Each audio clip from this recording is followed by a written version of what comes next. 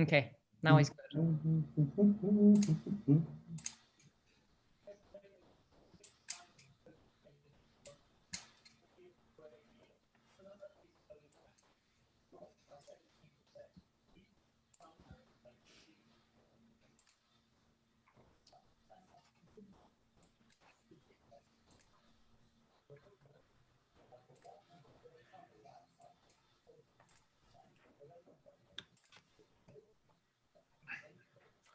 Are we live on YouTube? Hey, everybody. Everyone okay? You can see my screen? Yep. Excellent. So welcome, everybody. Those familiar faces and those that are new. London Excel Meetup again. Last one for this month. And as you can see on screen at the moment and in the description of this meetup, we have members of the Excel team with us today. We've got Guy, Itai and Dror. They'll introduce themselves and go through their presentation in due course. Just before we do that, just some usual introductions, whilst a few more kind of come into the presentation, come into the room. Upcoming events. So the next event is maybe the one we've all been waiting for for a long time, some of us, which is the Global Excel Summit, coming up on the 6th and the 9th of February.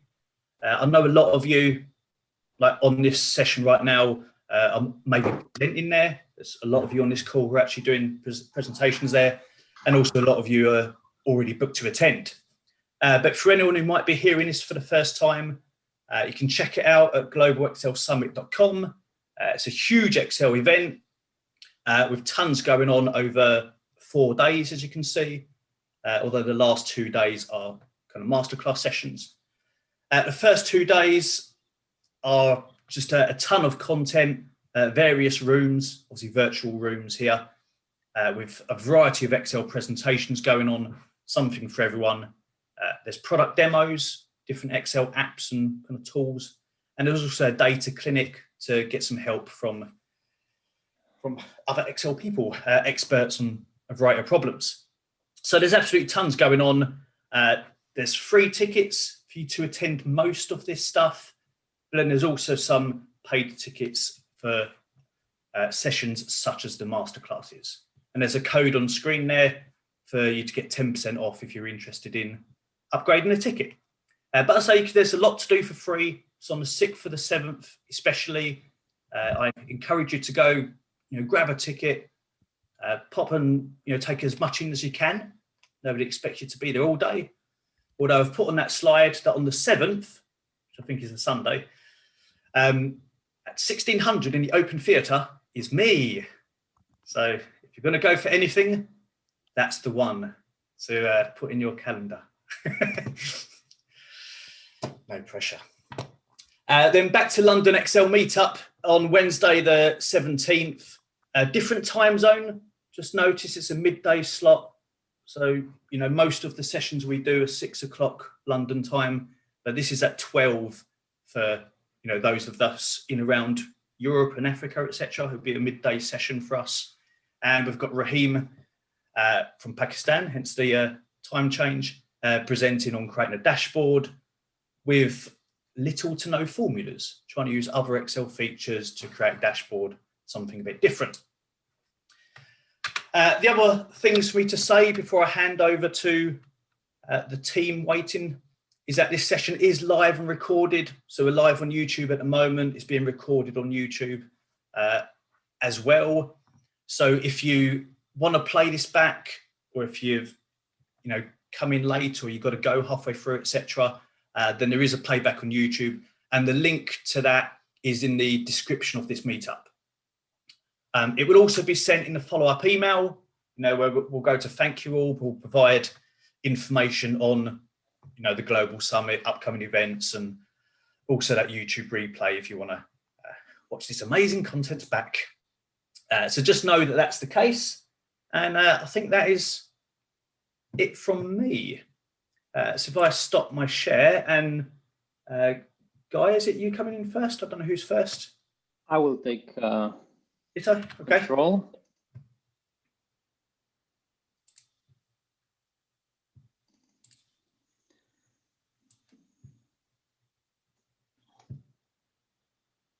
Please let me know when you see my screen. Yeah. Awesome. Okay.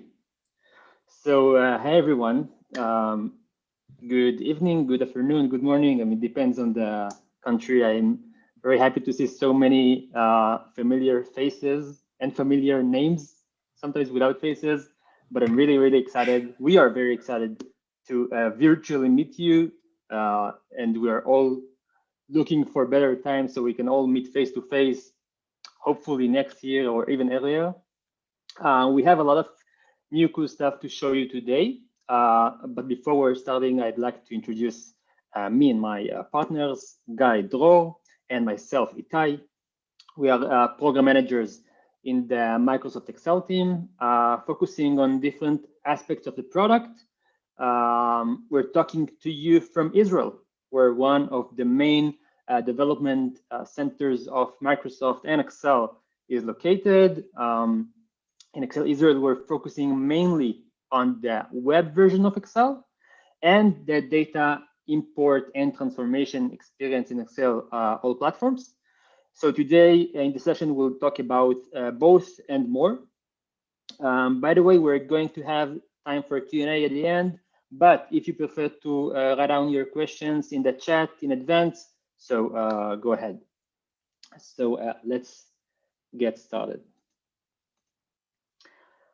So first, I would like to talk very briefly about the challenges of the modern workplace as we see them, and then you'll see how the features and the capabilities we'll present during the session will help you to overcome those challenges. I think the first challenge today is dealing with the explosion of data. Excel today is more critical than ever because the data is expanding so fast. There's that hypothesis that I'm sure you've heard in the past that about 90% of the world's data was created in the last 2 years.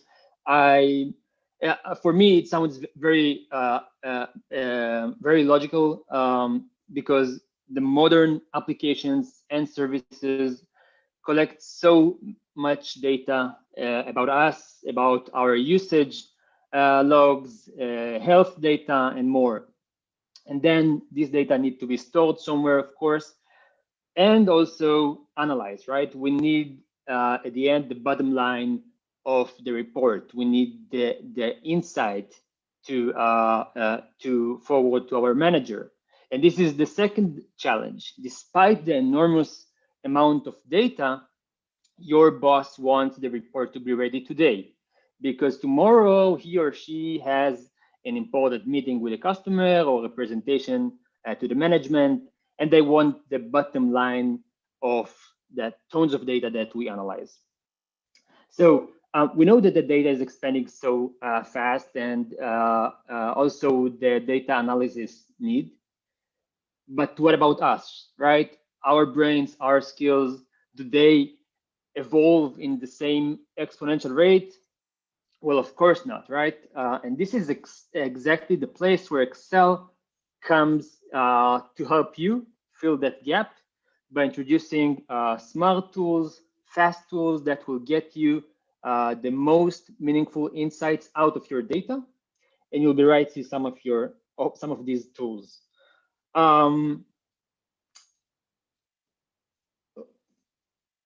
Okay, Excel for the web.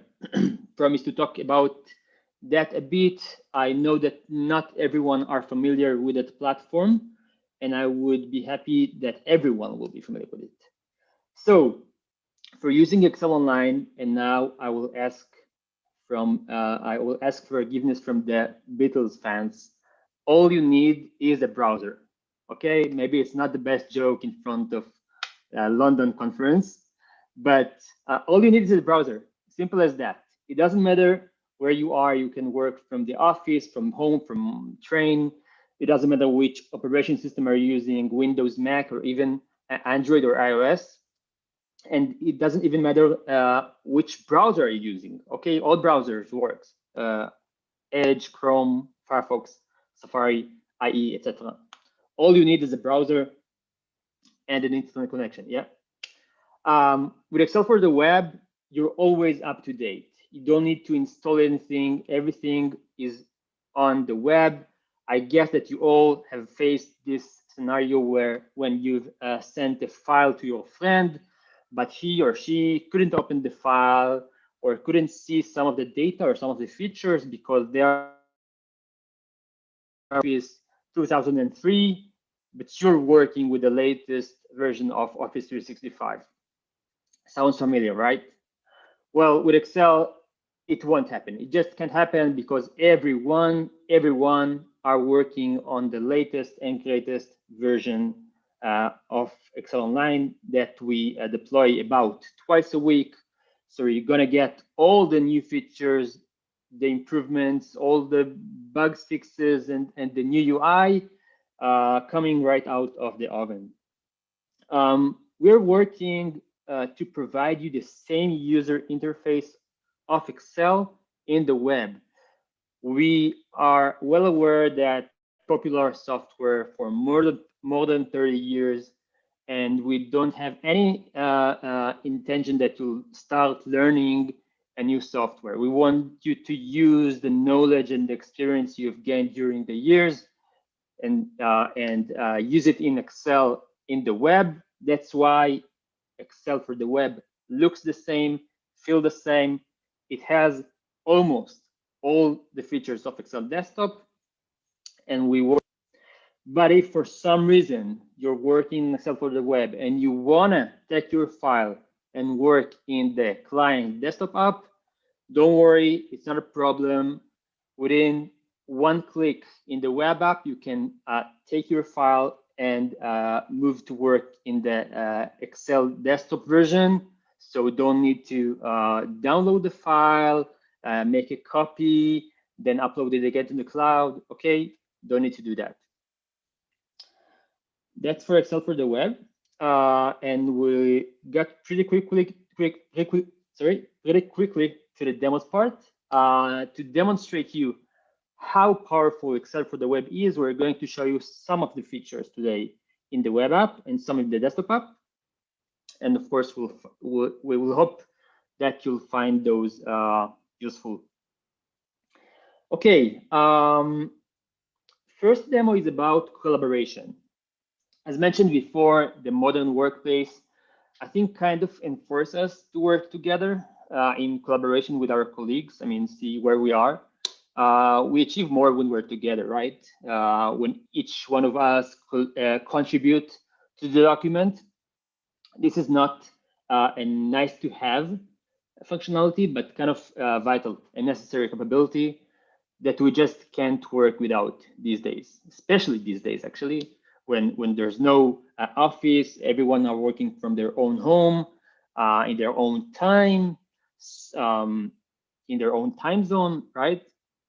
And we are working globally in many of the companies. And that's exactly why Microsoft invested tons of resources, really, in the last couple of years to make the collaboration experience better and smoother and friendlier across all of its applications. And we'll be right seeing how great is the collaboration experience in Excel. I'll switch to the browser. Let me know when you see it.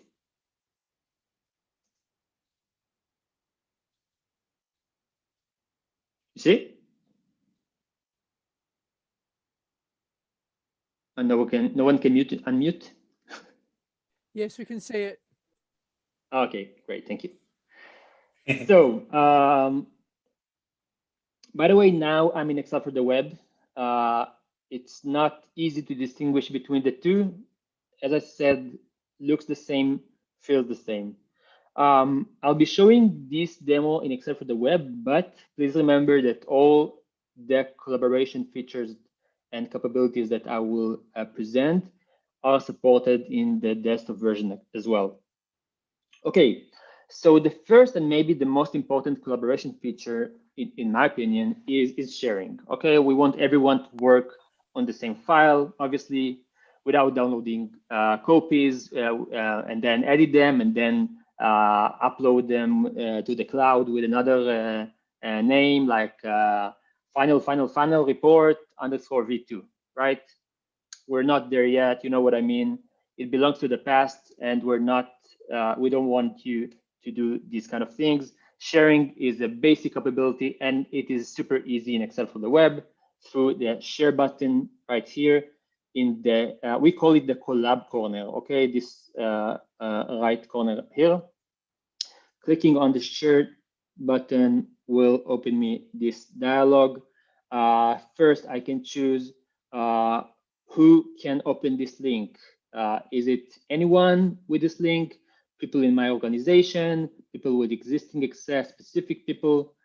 And then by default, everyone can edit the file, but I can also block them from doing it or block them from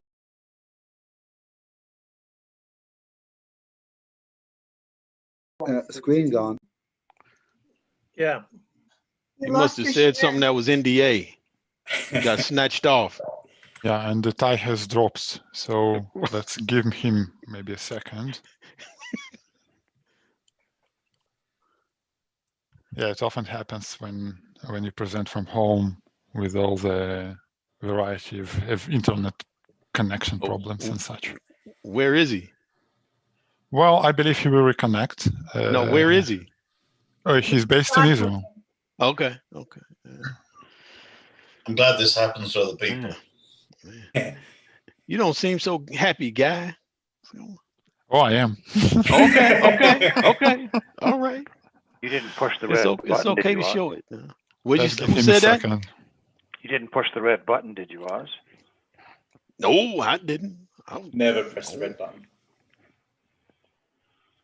Just give me a second. If he will not show, then I will take the presentation from this part. I hope this my connection will be stable, you know.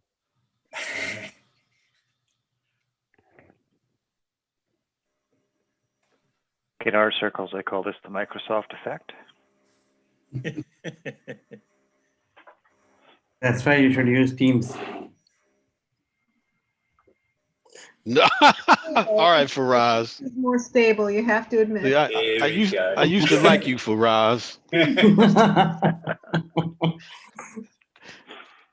The joys of being a presenter. That's right. No, he said something that was NDA, and Satya Nadella snatched him out. Said, "No, stop that." No, I told you it was the Mossad. It was Mossad. Yeah. Right. So give it another second. Yeah, it's not show yet. I'm asking him over the phone about about his internet connection. Give me a second, please. No worries. Sorry, while we're waiting, quick tip on Zoom, if anybody wants to, maybe all of you know that. Alt-A is to mute and unmute, and Alt-V is for video. Switch on and off your video. Alt-A and Alt-V. Right. A for audio and V for video. All right, Raj. Hey. And also, if you don't want to mute and unmute yourself, you want to temporarily. Yep. If you want to temporarily, you can say spacebar. If you keep it pressed and then leave your spacebar, you can temporarily mute you and then mute you. Anyway, thank you. Sorry about that. Okay. Itai is back. That's great. Hey. How long did I talk to myself?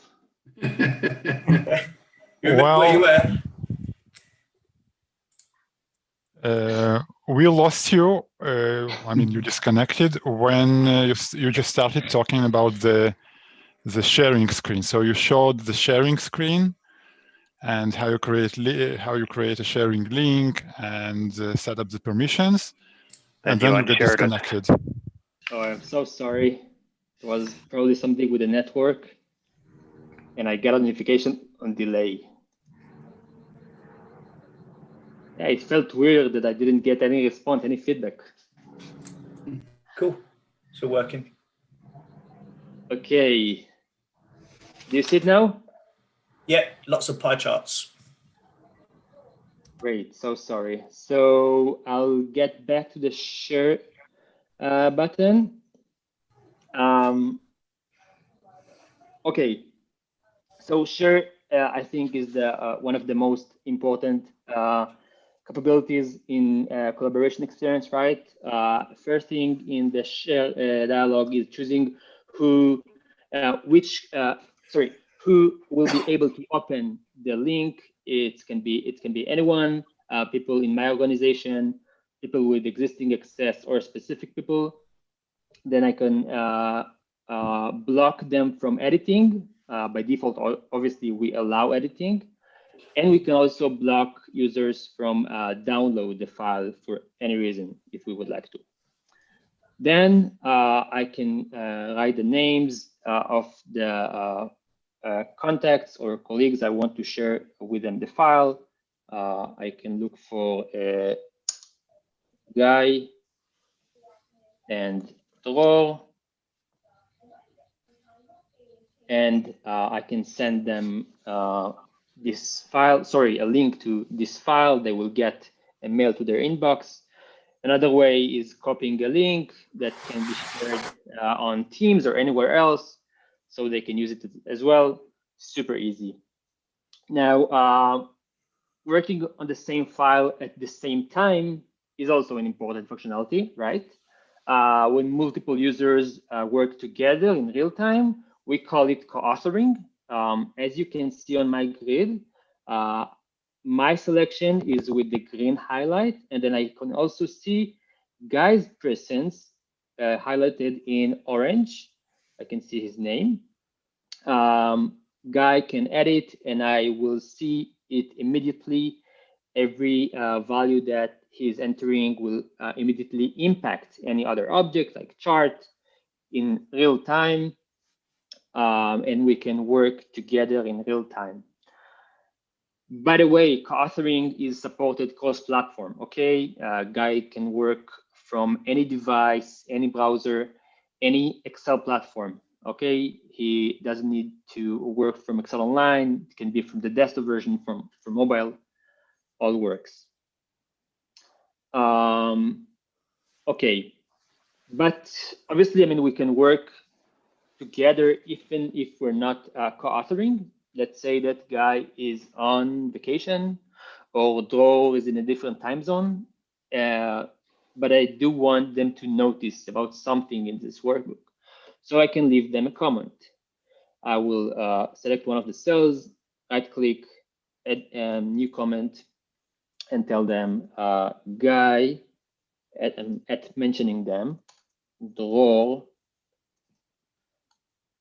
please take a look on these numbers. I'm sending it. And now Guy and Dror will get a mail notification to their inbox telling them, hey, Itai just mentioned you on this workbook, on this cell.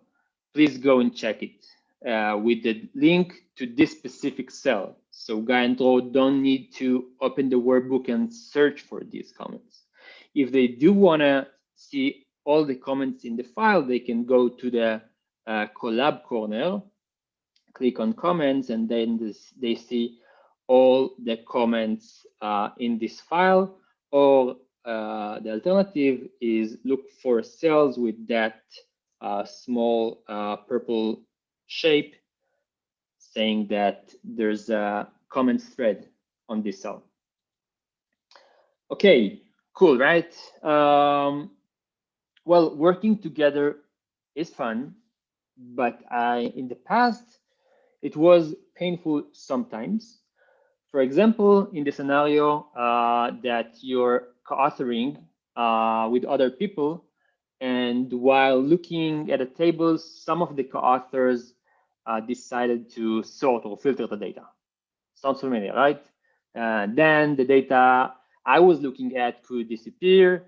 The whole sheet just jumped in front of my face, and I couldn't find the data I was working with. Well, not anymore. We got a lot of requests from users to solve this scenario, and we've solved it by adding the sheet view feature. Let's see how it works.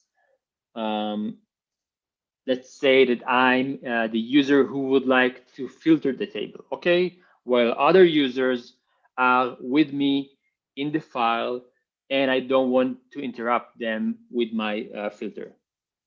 So after submitting the filter request, let's say that I want to filter for 2016, Excel asks me, do you want to see sorting and filtering from others?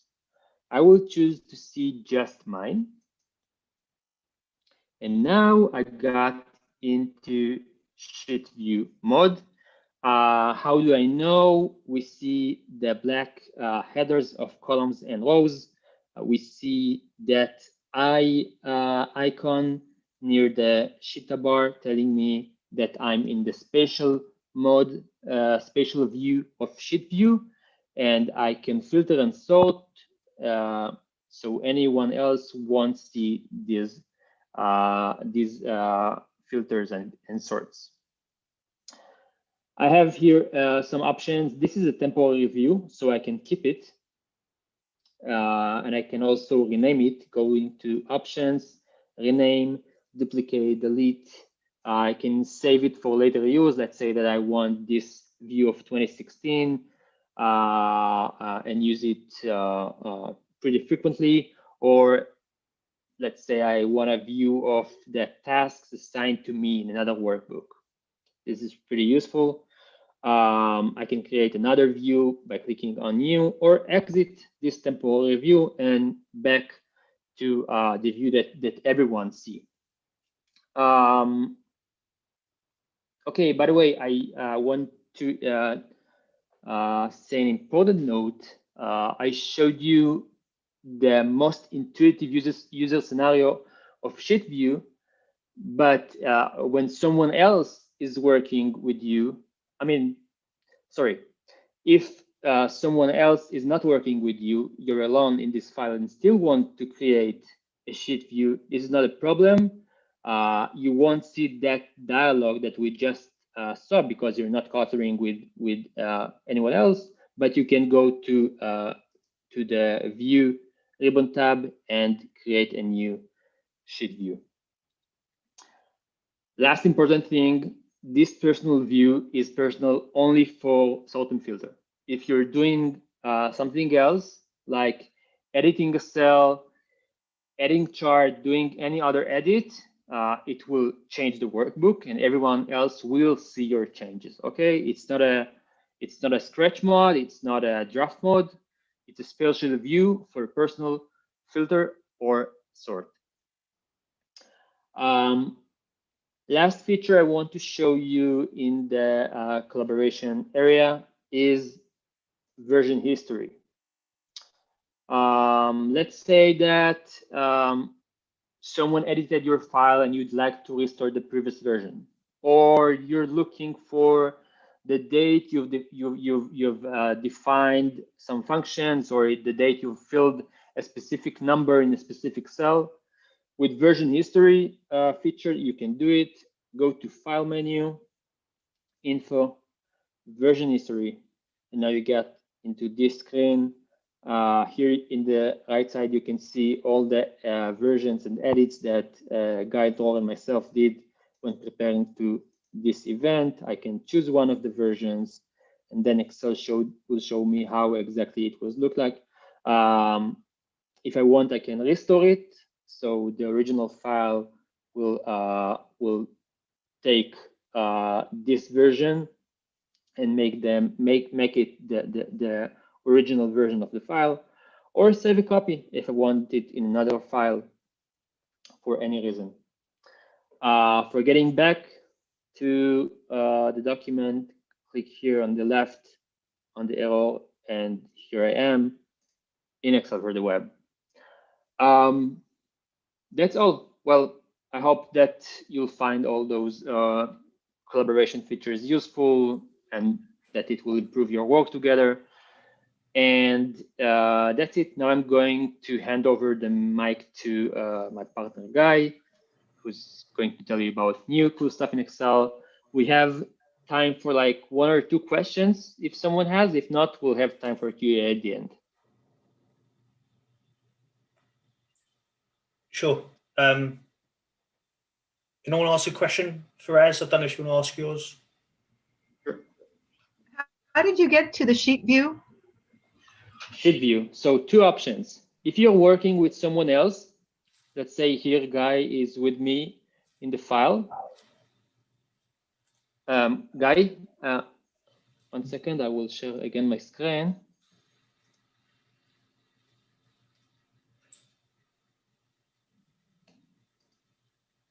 He's gone again. No, I'm here. Ah, Yeah. okay, sorry. They're still here. Do you see my screen again? Looking at Guy's, I think. Zoom quit unexpectedly. Yeah, it says Zoom quit unexpectedly. It's me actually who is getting. Yes, Guy. Okay. This is it. I can see your screen now, Itai. Okay. So two options for getting into sheet view mode. One is if Guy is with me in the file, as you can see, when I will sort or filter my data, Excel will suggest me to get into sheet view. Do you want to see sorting and filtering from everyone? No, I want to see just mine. Clicking on just mine will take me into this mode. If I'm another way, or if I'm alone in this file, is so I can go to the view ribbon tab, and then these are the sheet view buttons. Clicking on new will create a new sheet view.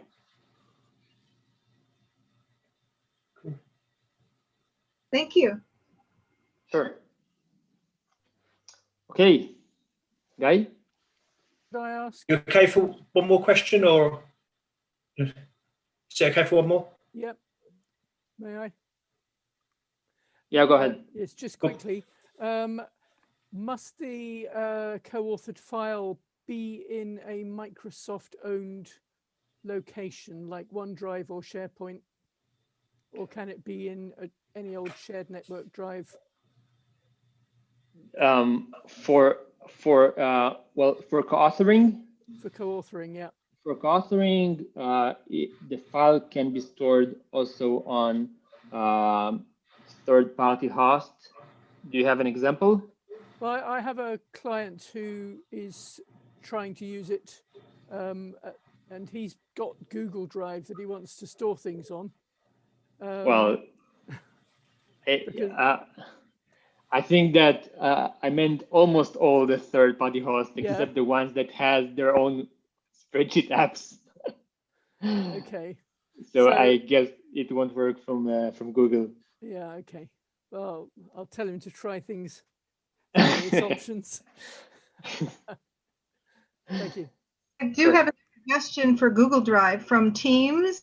You can also have a file for Google Drive. You can have in your files on the rail, you can click files and you'll have the option to go to OneDrive or Google Drive. Okay. Okay. Thank you. Great. Can you see my screen, please? Yes, you can. Yes. Awesome. So I will talk about the rich data types, which include stock, geography, Power BI data types, Power Query data types, and I will also talk about a new way to connect from Excel to Power BI. So let's switch to Excel. And I'll talk about the new data types first. So up until today, as you may know, everything in Excel is pretty much a number or a string, right? I mean, probably except of arrow. I mean, even a time date is a number of milliseconds from a certain certain time a while back, right? So, for example, if I type a country, certain country name in my Excel sheet,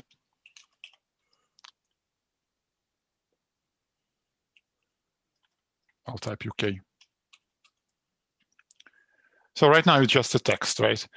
But it will be really great, as you can imagine, if this will be a rich object, if UK will not represent just a text or a number, but it will actually be a rich value which will contain properties and additional values.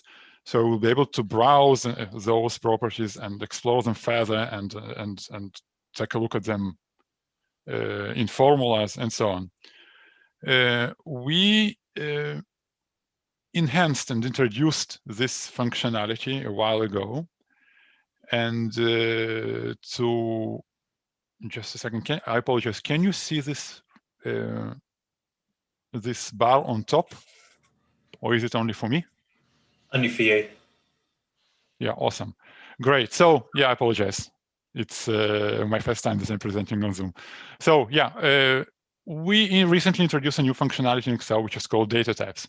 With Excel data types, you can actually enrich your data on the grid and create rich objects that reside in your grid. So to start working with the rich values, with the rich data types in your Excel, you should just switch to a data tab. And then you have a new section, which is called data types, a new gallery of data types. Let's open them and take a look at those data types that exist today in Excel. So here you have a couple of new data types like stock and geography. Those are public data types. Those are data types from my organization, and we also have Wolfram and Alpha data types. I will talk about Power BI, about these organization data types later on. In this particular demo, let's click on geography. And what Excel actually does, it understands that I would like to convert a text UK on my grid into a rich object. So it sends a query to a service, a Microsoft service, which indexes information from the web. It actually indexes information with the help of Bing, and all the data is coming from what Bing is indexes. In this example, Excel identifies that, hey, there are several countries, places in the world which are related to UK. So it may be United Kingdom, or just England, or some place in India, and so on. In my case, I would like to turn this text into a United Kingdom country. So I'm just selecting United Kingdom from the side pane. And here you can see that once I clicked on United Kingdom, Excel actually turned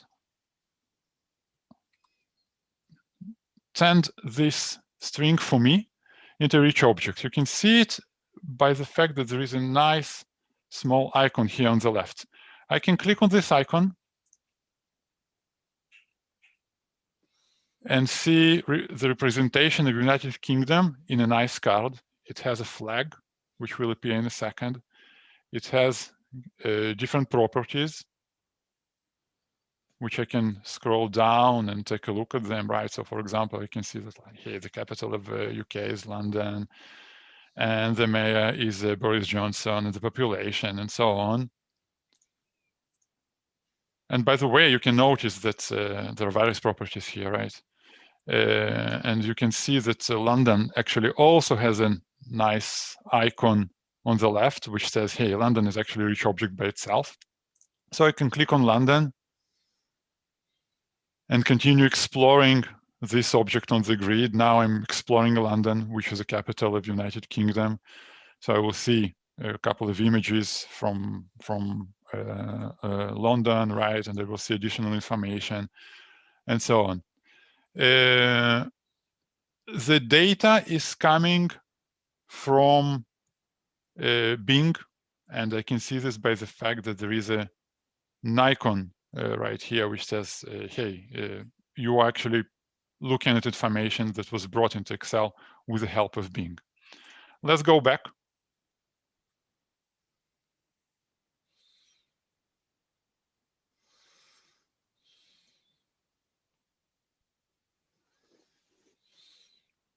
And take a look at this icon here.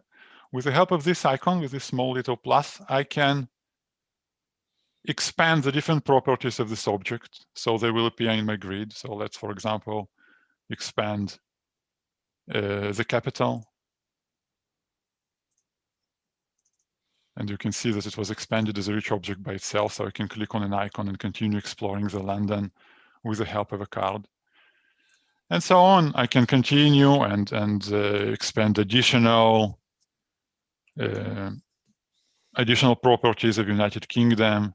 I can even refer to this object from my formula, like I usually do in Excel, right? I refer to different cells in my formula, so I practically can do the same with rich object as well. So let's take a look, for example, at the GDP of United Kingdom. Well, the GDP is pretty decent, right? And I can say that here, if, for example, the government in the United Kingdom will decide to pay money for every citizen,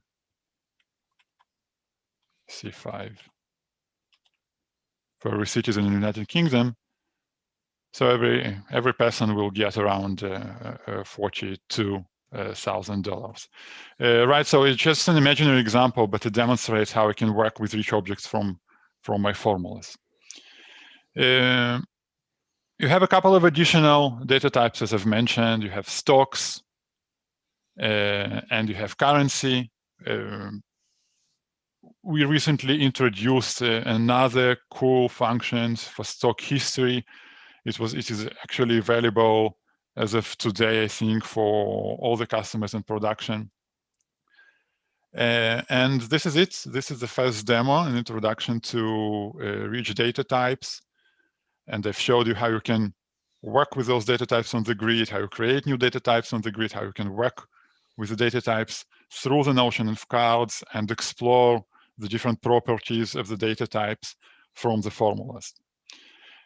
When we introduced the stock and geography data types, we had that, well, those are great, but customers want to create and work with the data types from their own data, from their own enterprise data.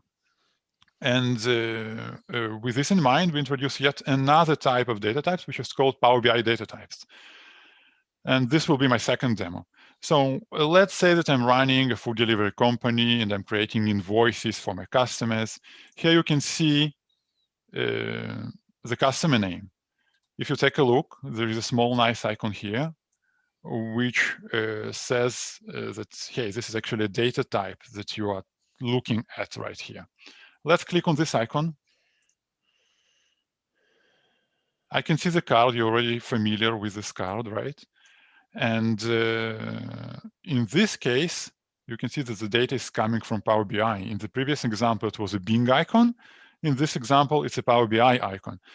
So I can continue and explore the properties of this particular customer through my card, and I can see the different properties and the values of this customer, as I've done before with my United Kingdom object that I created on the grid.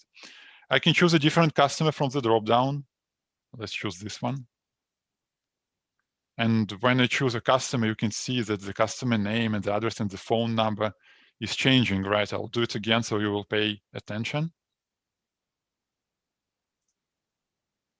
You've seen that the properties on top at the bottom have changed, right? And this is due to the fact that I have a formula which extracts the contact name of this particular customer or extracts the phone number in a similar way that I've shown you before. So let's say that I'm creating an invoice for this customer and I have a list of products for this customer. But, well, these are just strings, right, as I've explained before, and I would like to turn them into rich objects so they will have additional value, like a price, for example. So I will go to Data Types Gallery right here on the Data tab, and I will take a look at the second section of data types available for me. Those are my organizational data types that are coming from Power BI. Let's take a look at this data type, which is called product. Well, it says, hey, the data set from which this data type is coming from is called Northwind Traders, right? And it's powered by Power BI, and the table that it's looking at is called products. So I will click on products, and at this moment, Excel sends a query to Power BI, and it tries to create, well, it's not just tries, it's actually creating products from the strings on my grid. So now I have chai represented as a product and all the other product names here, which are represented as rich objects. I can click on them and explore them in your card, in the card as I've seen before. And I can refer to those products from the formula. So let's extract the price for this product. Chai dot unit price. Click on enter. Now I have extracted the prices for these products.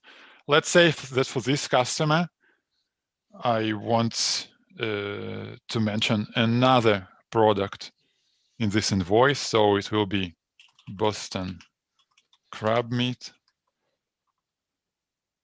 You can see a small icon because Excel is now refreshing. It sends another query to Power BI and tries to bring a product which is called Boston crab meat. And I would like 3 of those. And here we go. I created a nice invoice just in a couple of clicks with the help of Power BI data types. The way Power BI data types work, just a little bit about a workflow, how to create new data types, new Power BI data types. I will usually start in Power BI. So let me just quickly open my Power BI here. So this is just some dummy data set, and I have a product table here. And I can say that, well, this table represents a feature table. So once I mark a particular table as a feature table, right here on the right, this one, and I publish my information to Power BI, Power BI knows that, well, this product table represents a data type for me. So next time I go to Excel and I open Excel, Excel accesses Power BI, scans through all the data sets and all the feature tables which I haven't access to, and shows them here in this gallery in the form of data types. So in this way, I can bring and connect to information in Power BI, and there are a lot of advantages in connecting to Power BI. As you know, Power BI is considered as a single source of truth, right? All the corporate information is usually on Power BI. And so I can access and bring and interact with information stored in Power BI directly from Excel. An additional cool feature that helps me to connect from Excel directly to Power BI is called pivot tables from Power BI. Previously, you could create pivot tables that connect to Power BI, but usually do it only from Power BI. If you go to Power BI, there is an Analyze in Excel option, which creates a new Excel with a pivot table, which extracts information from a given data set. But you know, you need to switch between products. You need to switch to another window, go to Power BI, and do all the stuff over there. It will be really cool if I can start the flow from my workbook, right? To do it, I will just go to Insert, and there is a drop down for pivot table and a new option which is called from Power BI. Let's click on it. Once I click on it, a side pane is being opened for me. So Excel scans all the data sets and all the workspaces that I can access, that I have a permission to access, and it shows them here in the side pane. I'll give it a second because, well, the bit's a bit slow today.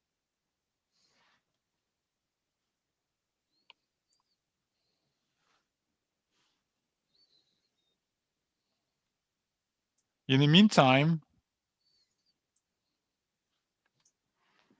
I will switch to Power BI.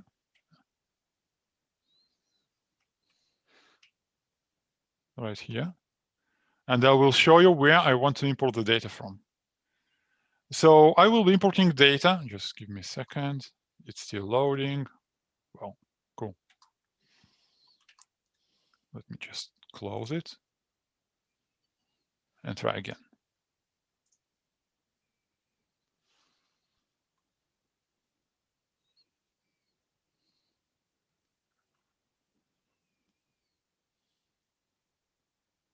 Let's wait for a couple of moments. So yeah, in the meantime, I'll switch to Power BI and I will show you where I want to import the information from. So this is the Northwind Traders workspace that I will be importing the data from. I'm looking at the data sets and the data flows in this workspace, and I'd like you to pay attention to these two columns right here. The first one is called sensitivity, and the second one is called endorsement. So sensitivity is a way for an IT admin or for a data administrator in my organization to mark certain information as confidential, as sensitive. So in this example, for example, the accounts and sales is marked as confidential.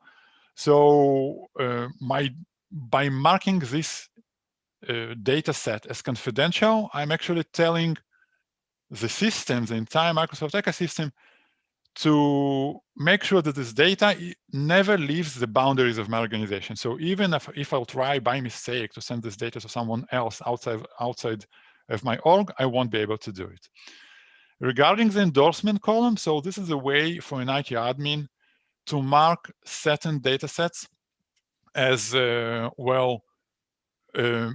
valid, certified,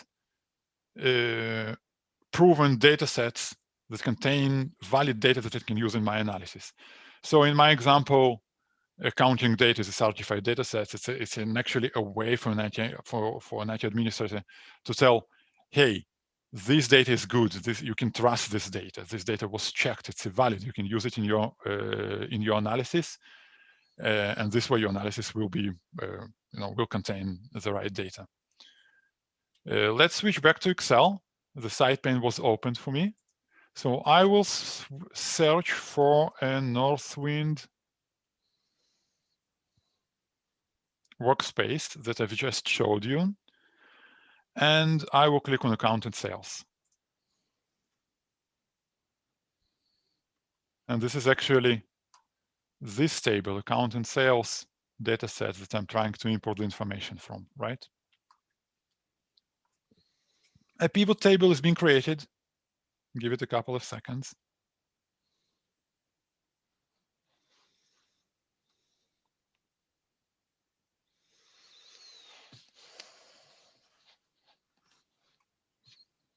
Great. And well, a couple of things happened here. So first of all, take a look at this notification right here. Let's zoom and take a look what it says. So it says, your organization automatically applied the sensitivity Microsoft FTE. Data is classified and protected. So the first thing that happened here is that by creating a pivot table that connects to data on Power BI, Excel has inherited the classification information from Power BI. So my workbook is marked as classified as well. If I go to home and then take a look at the sensitivity dropdown, you can see that, hey, this workbook is marked as confidential in Microsoft FTE. So now if I try to accidentally send this data to somebody outside of my organization, I won't be able to do it. This is the first thing that happened. Now I can see all the all the relevant fields for a pivot table, and I can create the pivot table and work with the pivot table to analyze the data directly from Power BI, as I usually do with pivot tables. So let's create a simple report. I will grab countries into rows and categories into columns. The opposite. Country goes to columns. I will search for price. And this way I created a nice pivot table, which summarizes the sales for me, and I can continue. And for example, apply conditional formatting on this pivot table. And this is it. I've just showed you how I work with pivot tables and analyze data with pivot tables that is coming directly from Power BI. This way, the data never leaves the boundaries of Power BI. It's, as I've mentioned, Power BI is often a centralized data store for corporate data. So the data resides in Power BI. It's marked as classified data, and Excel inherits this classification information, which is also important. So my data will not leave the boundaries of my organization by mistake. And well, I can continue working with the Power BI data, the data that I can trust directly from Excel, as I've shown you. One last thing about data types is Power Query data types. So Power BI data types are great, but another piece of feedback that we had from customers is that, well, customers want to create data types from any data source, and I mean, not just from Power BI. And this is where Power Query data types come for rescue. So to start working with Power Query data types, you just start with importing data from any of the data sources that is supported today in Excel. So if you just go to data, get data, you can see various categories that you can import data from. In my example, well, I will not explain about Power Query. I mean, I wish I will have more time to explain about Power Query, because Power Query is my baby and I always love explaining about Power Query, but not this time. This time we will talk just about tiny feature in Power Query, which is called Power Query data types. So in my example, I will import data from text and CSV. Let's just import some sample data from a CSV file.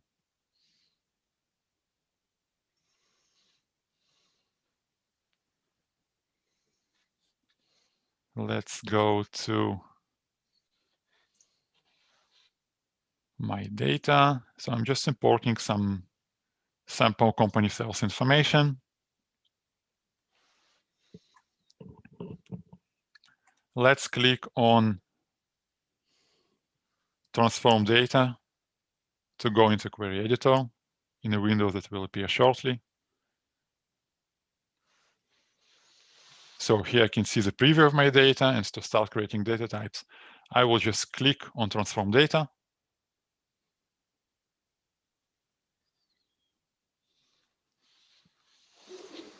As you see, and as I've mentioned before, this is just a sample sales data, but it contains information that can be classified or kind of, unified together. So if I take a look at these columns, I have a customer ID column and the customer name and the birth date, email address, occupation. So these columns actually represent a customer for me, right? So I can collapse them into an entity. Let's do it. I will go to Transform tab, and I will click on this button right here, which says Create Data Type. Let's click on it.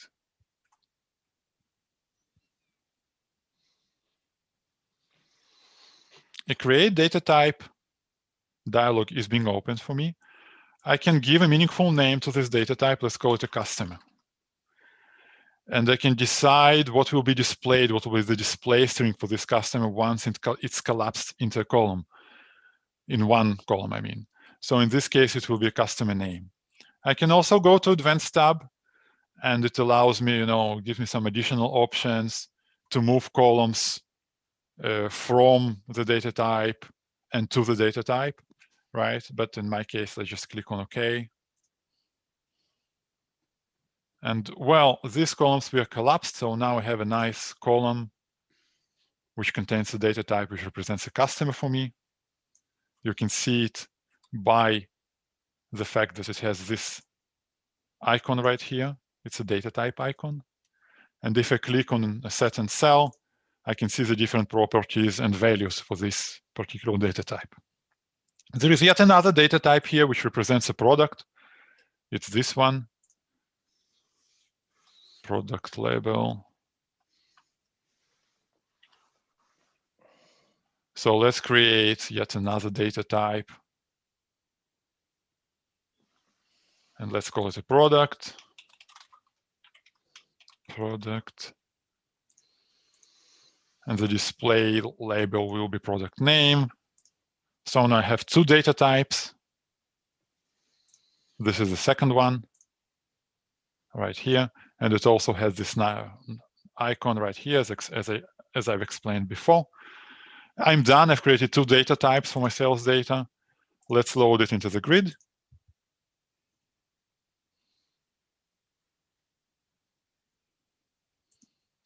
So I will just load it right here into my worksheet. And I am almost done. A new query is being created. And this time the customer information and the product information is loaded as data types. Again, you can see this icon right here, okay, which says, hey, this is a data type that is being loaded into the grid now. So I can click on it and I can explore this data type through my cards as I've shown you before. And I can continue and refer to these data types in my formulas, or if I wish, I can continue and expand them through this little command right here. And that's it. That's all about data types. We have, I know it was like several demos, one after another, right? It's a lot of things that you've seen. We have a couple of minutes, a minute or two for questions, and then Dror will talk about lambdas.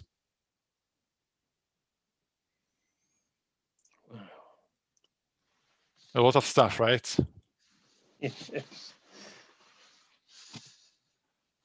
Anyhow, obviously you'll get the presentation and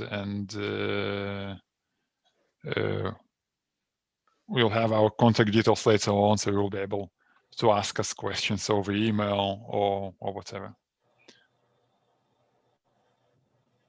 There was a lot of questions in the chat. Yeah. So let's take a look. I'm looking from the. Is a data type part of a model? Do you mean a data model, like a Power Pivot? Yes. So a data model doesn't support for data types yet. If you would like, I mean, if you feel that this is important, I suggest you to go to Excel User Voice and just see if there is an idea and ask which talks about it. And if not, just submit a new one. Let's take a look. Other questions?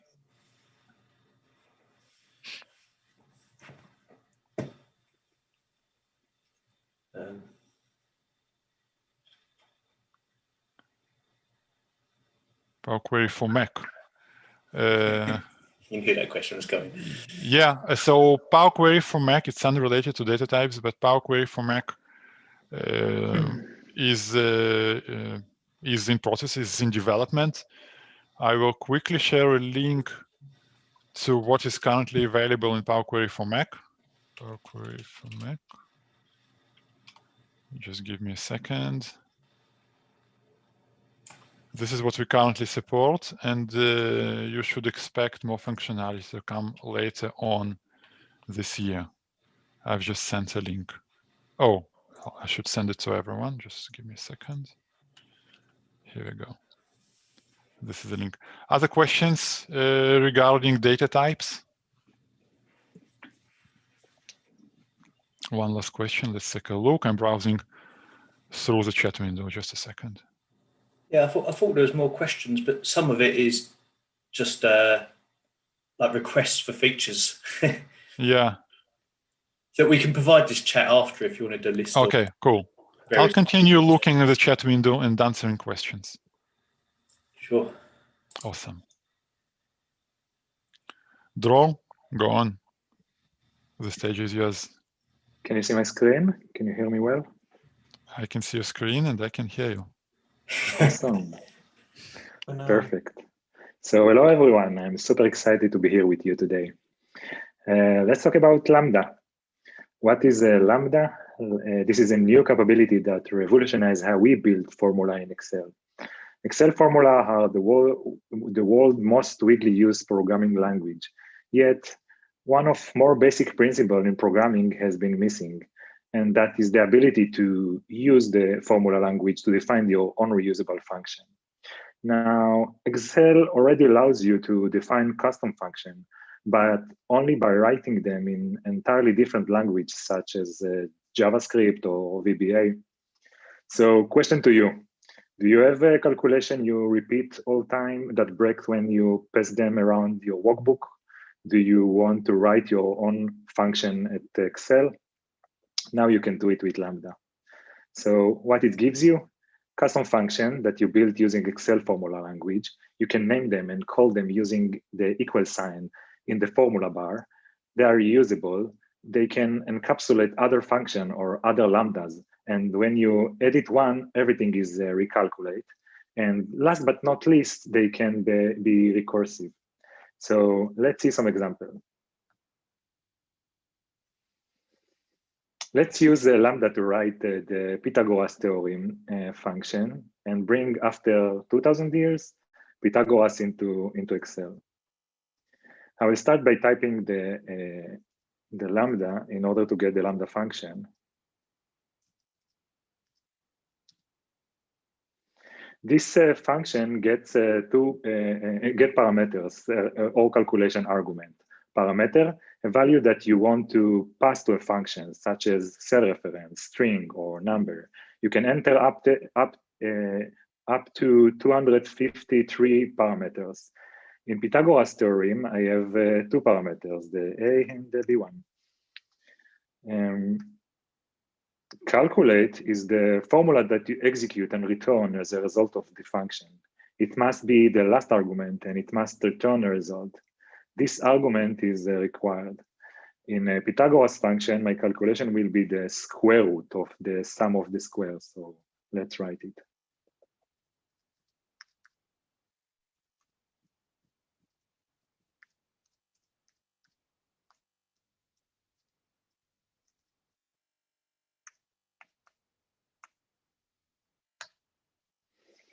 Now I've got the calc message. It means that I just created the machine. Now I need to put the ingredient into it in order to test it. And the way to do it is by that.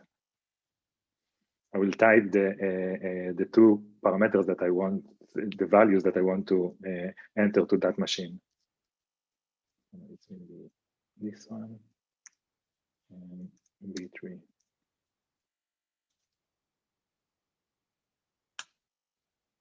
And I've got the expected result. Now I can save it, and so I will be able to reuse it anywhere in my workbook. The way to do it is, first of all, to take a copy of that. Go to the Formula tab, Name Manager, press the New button, give my function a name. We call it Pythagoras or Pythag. Here I will paste the function that I just wrote on my grid.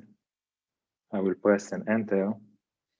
And while I see that I keep it, I will close it and I will go to reuse it in my workbook.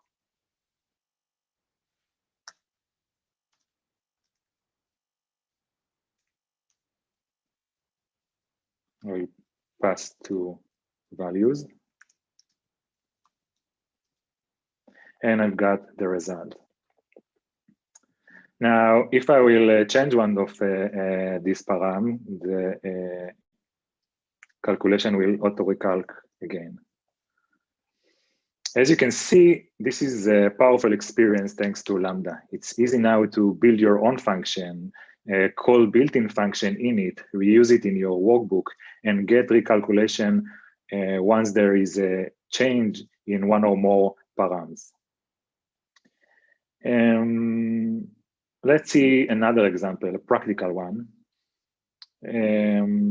Over the past couple of years, you notice two significant improvements with the type of data you can work within Excel. Dynamic arrays and rich data type that guys just show us. function can take data types and arrays as argument, and they can also return them as a result.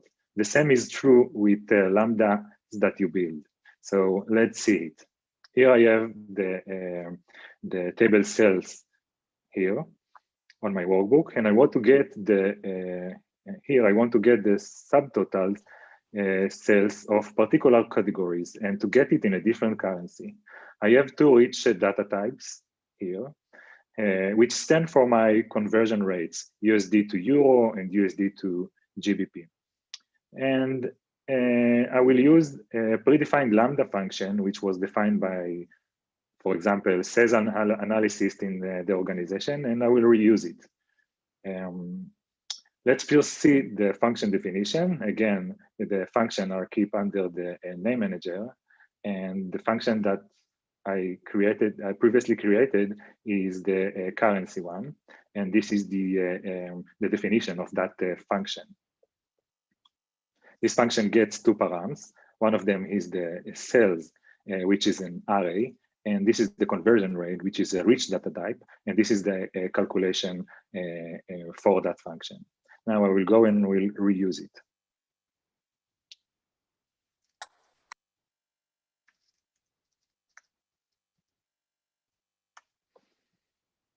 This function gets the cells array, and this function gets the conversion rate.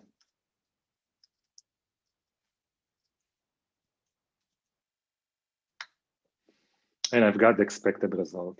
Now, if I will go to have a different categories, the result will be changed as well accordingly. And if I will go and use another conversion rate, I will get the expected results as well. So as you can see, Lambda works perfectly with dynamic arrays and data types.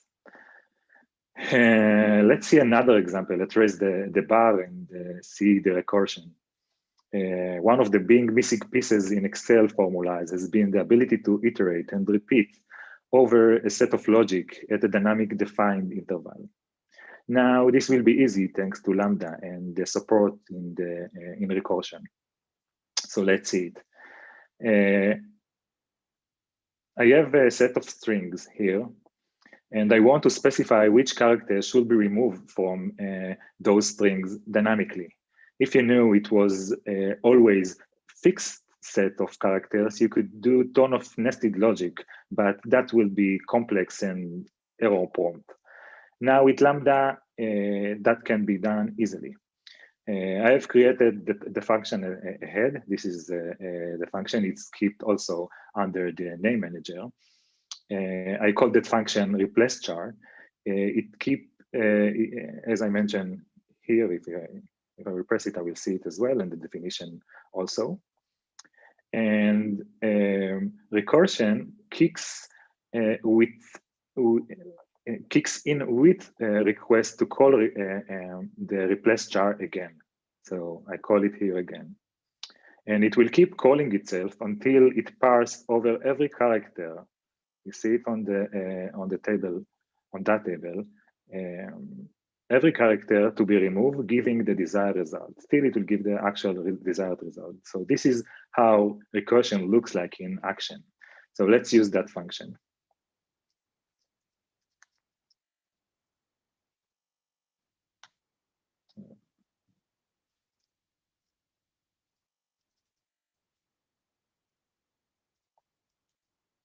I pass the string that I want to fix and what characters I want to strip out from that string, and I have my fixed string. If I go and apply it on all the column, I will get the expected result per each cell.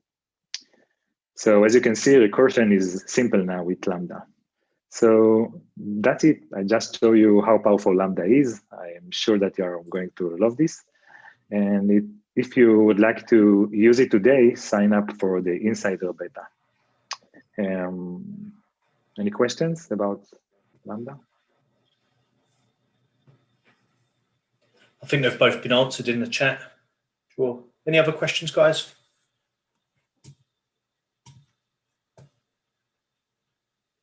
So where is the chat? 1 second. Guy's working hard in the chat. I think he's answered them all. Yeah, I'm trying to answer the questions.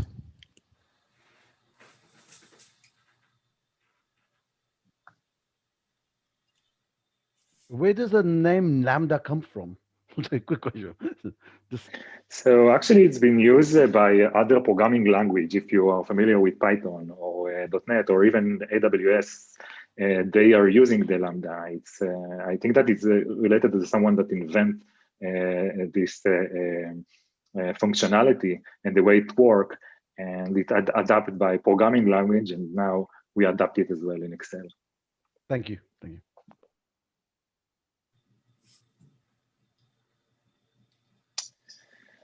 Okay, so 1 second.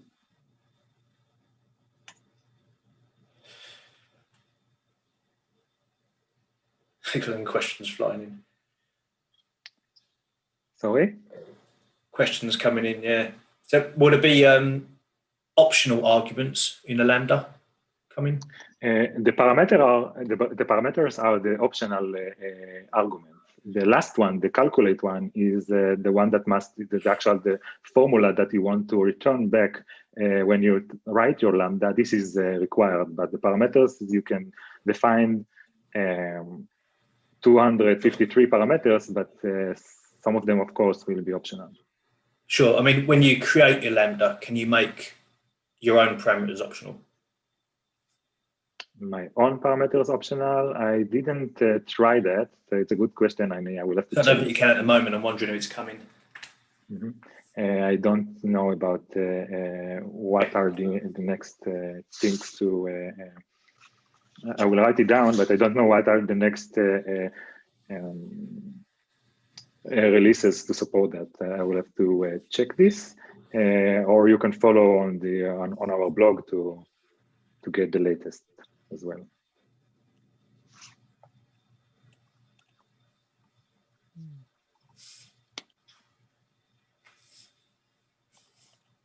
Yes, Michelle, you define your Lambda in the name manager.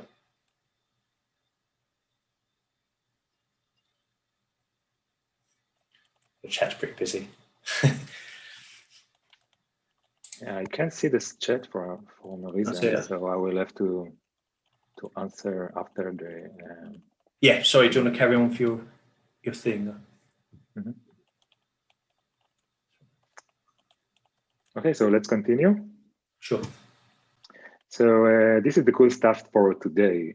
From availability standpoint, all the features beside the Lambda that I just showed you are available for Office 365 subscription.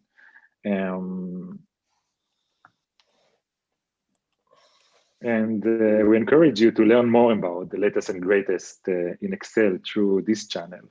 What's new for the latest highlights, Excel blog for article with detailed explanation and example, help and training, Excel learning materials and tutorials on various topics, and Office Insider to get early bird access to fresh feature before everyone, such Lambda. And finally, join to the Excel community where you can get help or help others. We will share this deck later, so you will be able to get these links. We are always seeking for research participants. So if you want to participate in research studies in the future, please sign up. Now we have a place for more questions. So if you just can open your microphone and ask, it will be great. Sure. Go ahead, team, if there's any questions. Nabil, I think you had one on data types and inserting pictures. Is that fair?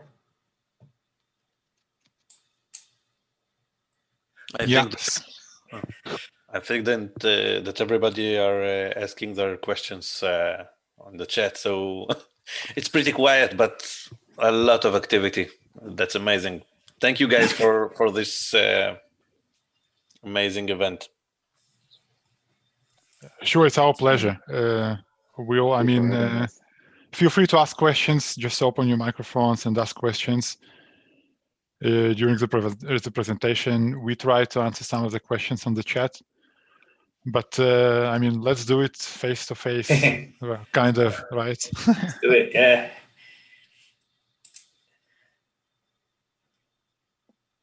Awesome. Don't be shy. Go for it, guys.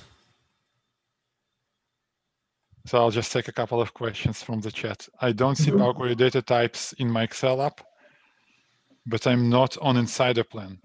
So for Power Query data types, you have to be on the current channel and on the current update channel. So just check that you are on the current update channel, update to the latest version, and I believe this will solve the issue for you. Could all the links be sent in a follow-up email? Yeah, absolutely. We will share the presentation with Alan and Tia, and I believe they will send you the presentation. They will share the presentation with you later on. Yeah, no worries. Yes, I'm on the current channel preview, which is the sort of second stage of guinea piggery. So I've always been a bit nervous about going for the absolutely earliest view. Would there be any problem if I did? Because obviously I have client projects and things to worry about, so I can't risk my actual version of Excel. Well, that's a good question. As you've mentioned, there are two rings for insiders. So there is what was called fast insiders and slow insiders. I think the fast insiders is obviously the earlier ring, and slow insiders is more stable, right? I think that fast insiders is called beta. Yeah. Well, right? Beta preview, beta, yeah. and beta preview, and slow insiders. The new name for slow insiders is just insiders beta or something like this, or just insiders. They keep changing the names, and I apologize if I don't remember the latest version of those names. Yeah. I still refer to them as fast insiders and slow insiders. So if you would like to switch to fast insiders, I think best if you just give it a try. And then you will just, sorry? I have Insider on my laptop and the standard issue on my desktop, but I guess you could do it on a virtual machine as well. Yeah. That's right. I mean, just switch to the fast insiders and see if the stability level is acceptable for you, right? This way you will decide, because it's very personal. It depends on your needs and requirements and such. And I can switch back if it turns out to be a disaster. Yeah, and you can always switch back. Yeah. Okay. Thank you for that. Sure. Other questions?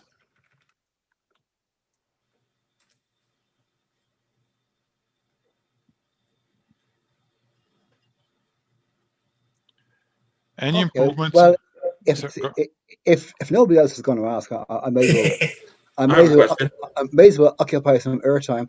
I haven't really got to grips with Power BI because when I saw it first, it was all, a three-dimensional column chart sticking out of a globe. I couldn't see what the point of that was. My clients tend to prefer static PowerPoint presentations, and I was leery of having to give them access to something on the web where they'd be lost trying to find out where the analysis was. However, is there a way of getting around that? Oh, sorry. Is there a way of making more approachable for me as a developer and them as a user? I apologize. I'm not sure that I follow the question. So, are you asking for? So please just repeat the sentence. Maybe just to elaborate a bit. In very short, is there a demo of a way of creating a Power BI presentation from Excel in such a way that it gives me full access to the tools I'm used to in Excel for the desktop, but allows the user to explore the data to some limited extent? I see. Well, I mean, you actually gave us a great idea to create a new tutorial, right? So when it comes to accessing data, the Power BI data from Excel, the main tool for accessing your data will be through pivot tables. This is a primary way to access Power BI data from Excel today. This way, your data stays in Power BI, doesn't leave the boundaries of Power BI, right? And it doesn't start flowing all the way around. So if you refresh your pivot tables, the data will be refreshed as well. But yeah, I mean, I took a note, and we'll consider creating a new tutorial just to show you, a couple of examples what you can do with this. Yeah, it was more Power BI from Excel, not Excel from Power BI. But okay, thank you. Yeah, Power BI from Excel. That's what I meant. Yeah. Oh, sorry, Power BI. Yeah, I was talking about Power BI from Excel. Sure. I have a question. Yep. This is regarding the Power BI data type. Now, just wondering if there would be a way to update or retain historic information. Let's say you have customer address or contact number within your data type, but that variable is updated. Would there be a way to retain your original value? Well, the way it works is that if the data in Power BI is changing and you refresh your Excel, just click on the refresh button, refresh all button, then all the data types, including the Power BI data types, will be refreshed as well. And if a particular value, like an address of a customer has changed in Power BI, it will be changed in Excel as well. I'm not familiar with the way to retain the old values. The only way for you to do this will probably be through version history. So if you will just go to a previous version of your workbook, if your workbook is stored in a OneDrive or SharePoint, then you have an access to version history, right? So if you just go back, you will be able to observe the previous values of your data types. I mean, that's the whole point of single source of truth, right? Power BI, the single source of truth.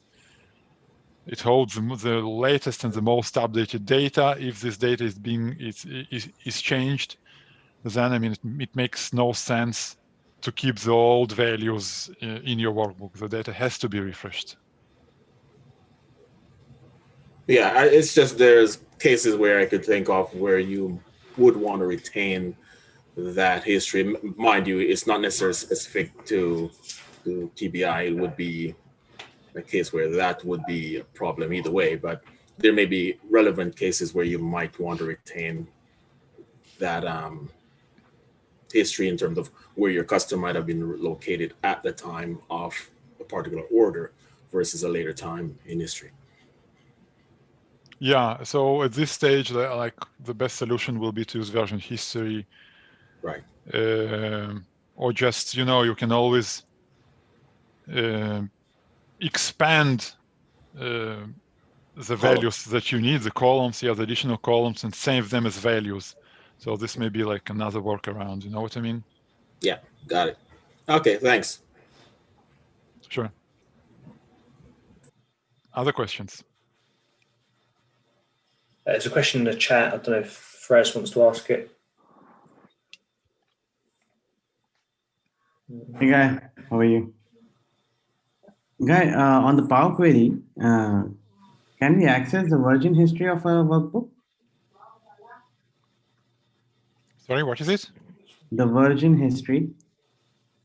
Can we access it through Power Query?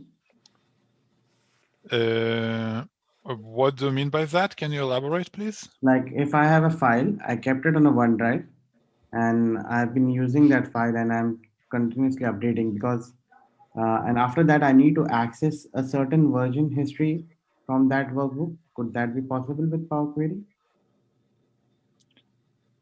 Well, if you just go to one of the previous versions of your workbook, then whatever data this workbook contained at that period of time, this is what you will get, right? Yes. But if you're asking about a connector in Power Query which will enable you to access the actual version history of a given workbook on SharePoint, then I'm not aware of such connector.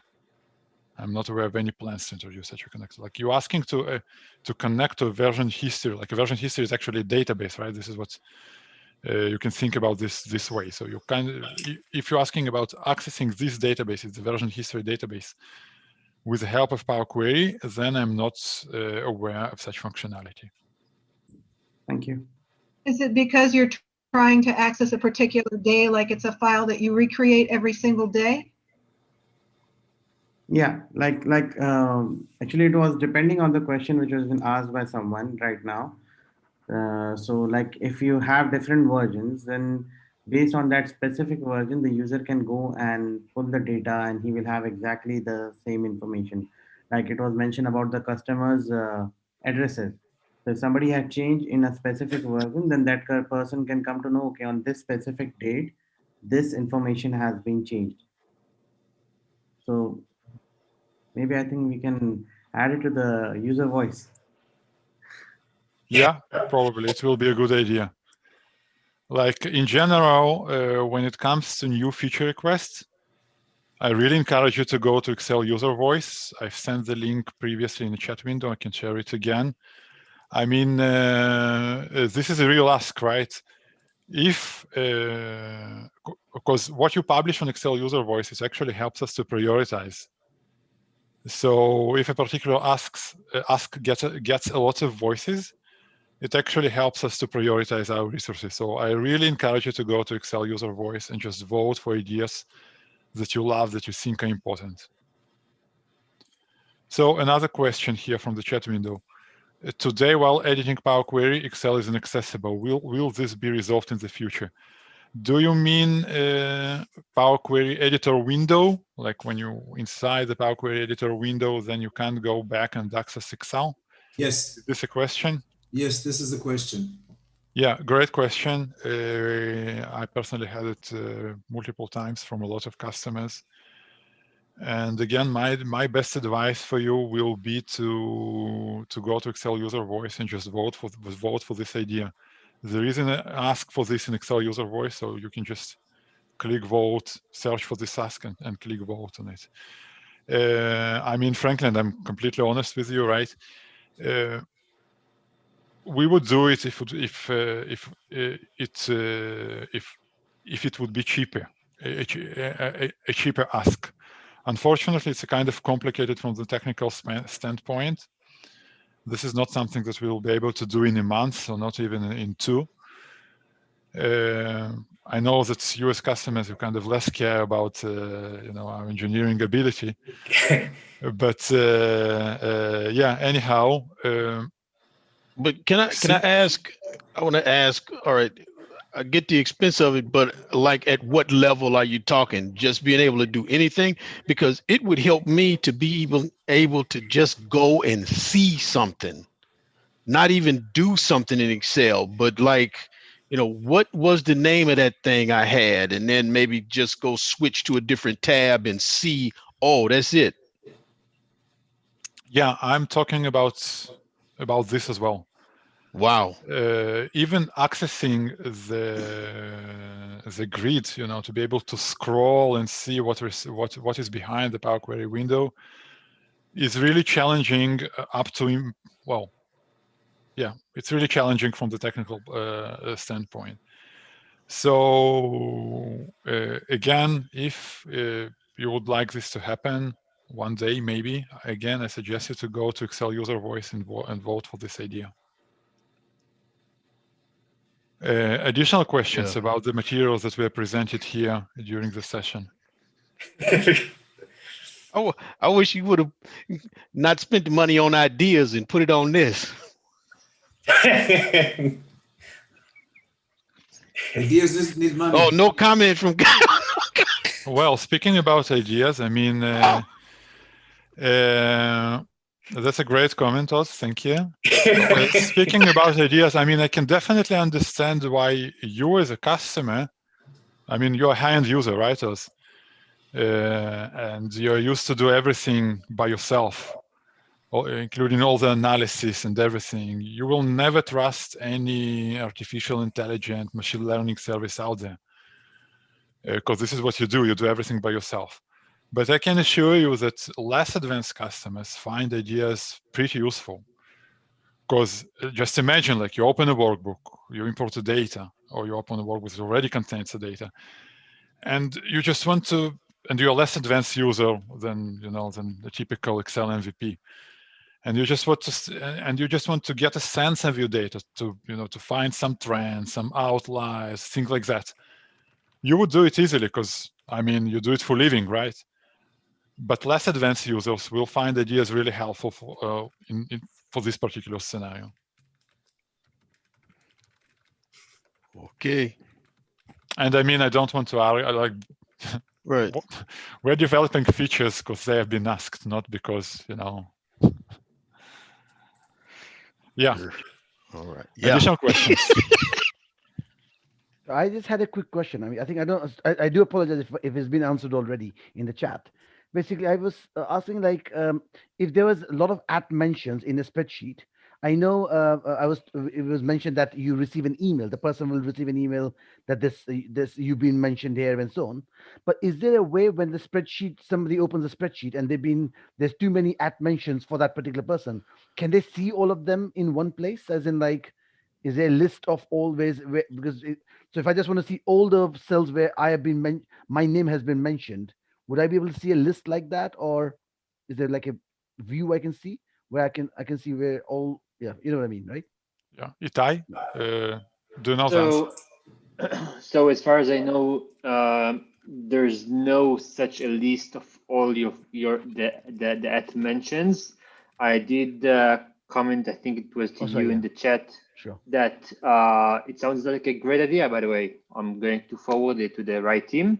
Sure.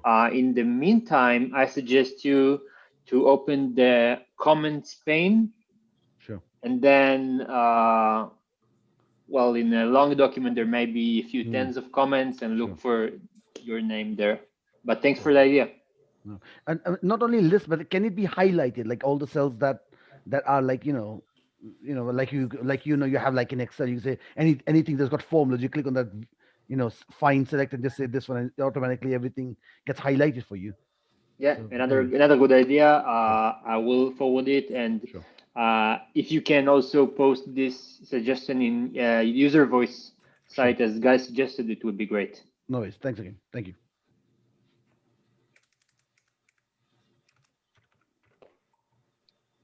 Other questions, folks? I mean, I don't know how much time do we have.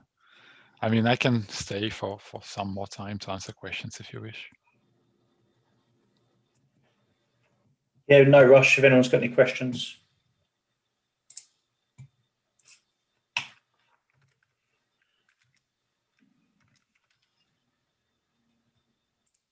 So I'm not looking at the chat at the moment, so I don't know what's going on. Yeah.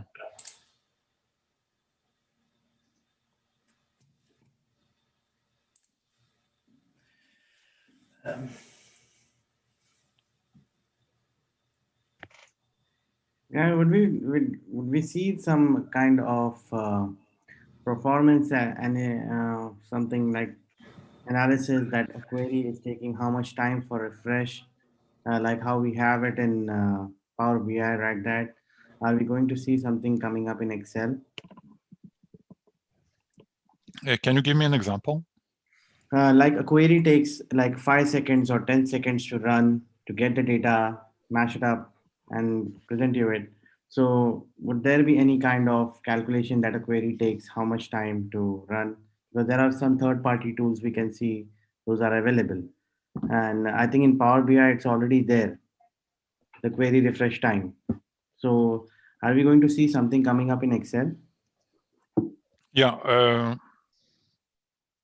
Well, I mean, it's really difficult to know how much time it will take for a query to run, because it really depends on the data source, right? So if you're connecting, for example, to a SQL server and the SQL server is slow or contains, I don't know, hundreds of millions of rows, then it will take longer to return the data.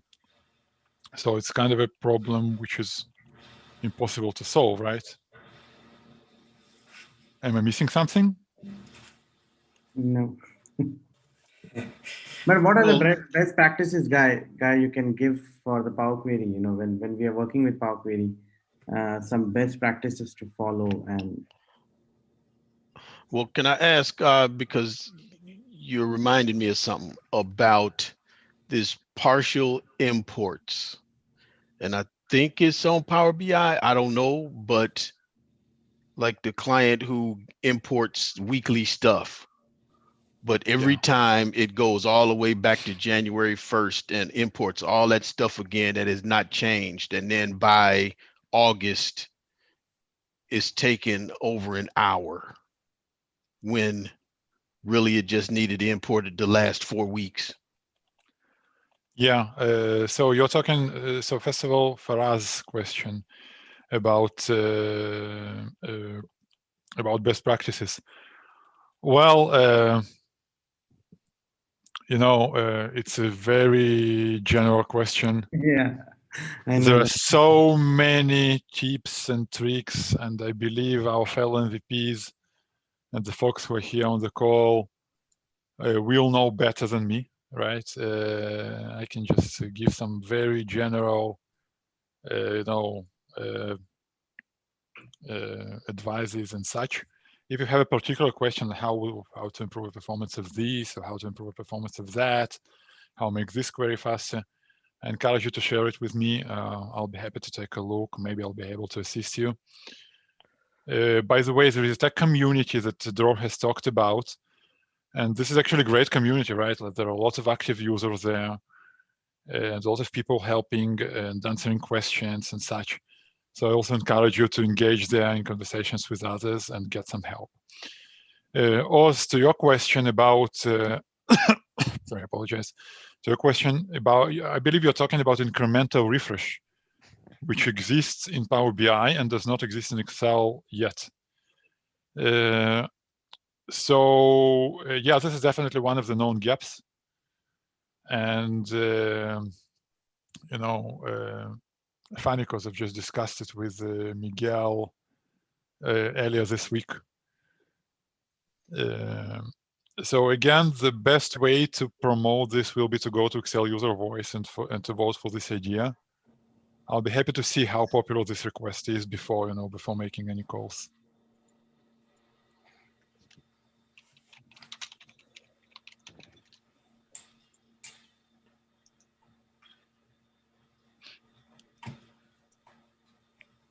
I have a question. Sure. Go, Chris. Power Query for Mac. We would love to see that. We already have some connectors; those are getting refreshed, but we need the editor. I get a lot of requests on the channel when I'm making videos on Power Query, that when can we see the editor coming up? So I hear you. I understand. Yeah, I definitely hear your pain. Trust me on this. I've had this request multiple times. So the way the project works is that at this stage, we're supporting refresh for a couple of connectors. And the next phase that we are working on is import from several basic data sources, like you will be able to import from text, CSV, Excel workbook stored locally, and query editor will be coming next. Unfortunately, I don't have any, you know, any specific timeline for you when this functionality will be happening. When this will be on Mac. I really encourage you to follow, you know, the blog posts and the announcements that we publish over there. I'm talking about the official Excel blogs portal, and yeah, I hope that we'll have some news and updates for you later this year. yeah, because many users, they ask me when they watch the video on Power Query. So I said them that fine, I'll ask the father of the Power Query when it is going to come. Yeah, definitely. I hear you. Trust me on this. I understand your pain. Thank you, God. Sure. So, Guy, Is Power Query on the Mac going to be native M1 or is it using Rosetta? It will be a native one. Great. And the performance, what I have noticed, Guy, when we work on Power Query for the Mac, is the refresh time. It's super fast. Comparing to the Windows, if you refresh it, it's super quick. Yeah, well, at the end of the day, the refresh takes the same time, right? Because as I've explained before, the refresh actually depends on the data source. If you're refreshing data from SQL Server, the SQL Server it takes the SQL Server the same amount of time to return the data, no matter if you're querying the data from Mac or from Win32 or whatever. What works faster in Mac is the overall, like the entire Power Query, not the refresh time, not the amount of time that it takes Power Query to access the data source and wait for the data source to return the data, but everything before and after. And this is due to the fact that Power Query on Mac is using .NET Core instead of .NET Framework. It's it's kind of technical, but it's another version of a .NET library, which apparently works much faster. And yeah, I'm glad that you've noticed this. I hope that this this performance improvement will come to Windows one day as well. But we are happy that it's in Mac right now. Yeah. So there was a question here about conversion of VBA codes to JavaScript earlier in the chat window. Yes. So yeah, I'm not aware of any tools that help you to convert your VBA macros to Office JavaScript APIs. It's a good idea for startup, right?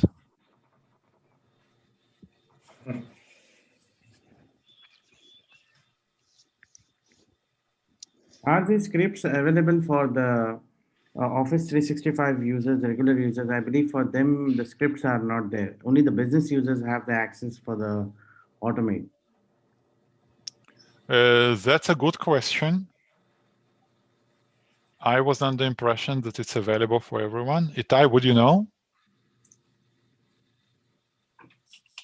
I'm not sure. I know that for commercial, it should be enabled per tenant by the IT admin, if that's the case. If we're talking about consumers, so we need to check. Because currently it's means I have 365 home, I'm using that, and the automate is not there, but in the business account, what I have, it's there. The automate is available over there. That's a good question. Access, if it is available for the user, they can explore the scripts, the JavaScripts more and more. They can explore it. They can get their hands on more. Please drop. Which is called script. Currently, there is an add-in which is called script from the Office add-ins. That is the one which being used on the 365 home subscription, but not an automate tab which shows about the subscription, the JavaScripts. Yeah, please drop me an email. Like, you have our email addresses here at the bottom. Please drop me an email about this, and I'll make sure to forward your question to the relevant person who will know.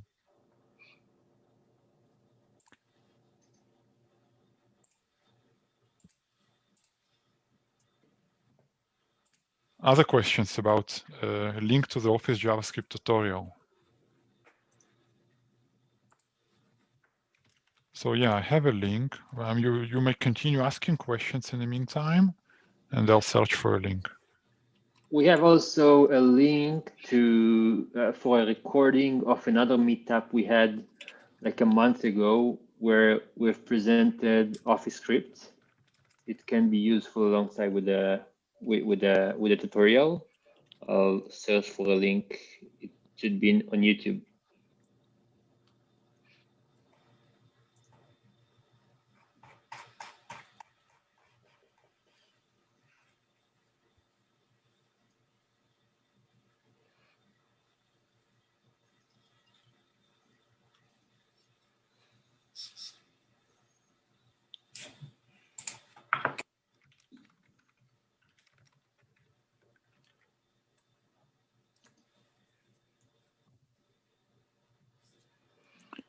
Here we go. I will just paste a link to the Office JavaScript tutorial in the chat window in a second.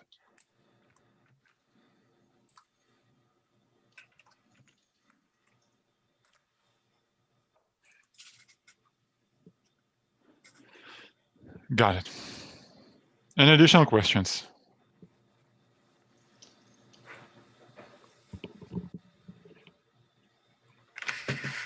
Probably just take one or two more, guys, because it's approaching 10 o'clock where Guy is. I'm sure he wants to go away. Sure. Well, in any case, you can continue. You can contact us. You have all our details below. If you have any questions, if you have any ideas, suggestions, or whatever, just drop us an email.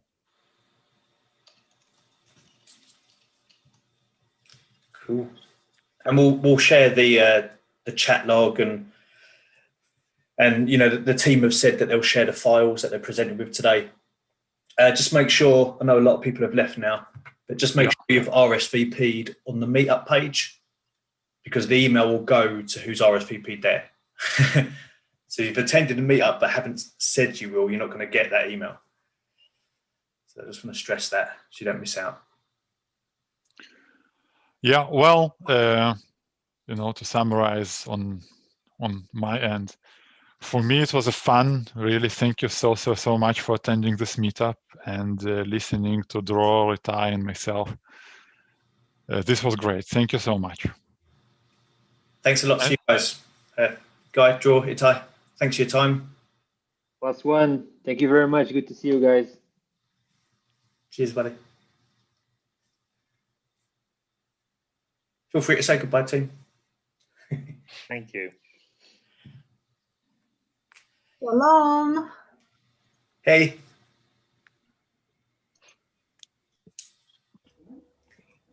Yeah. Thanks, guys. The YouTube, guys.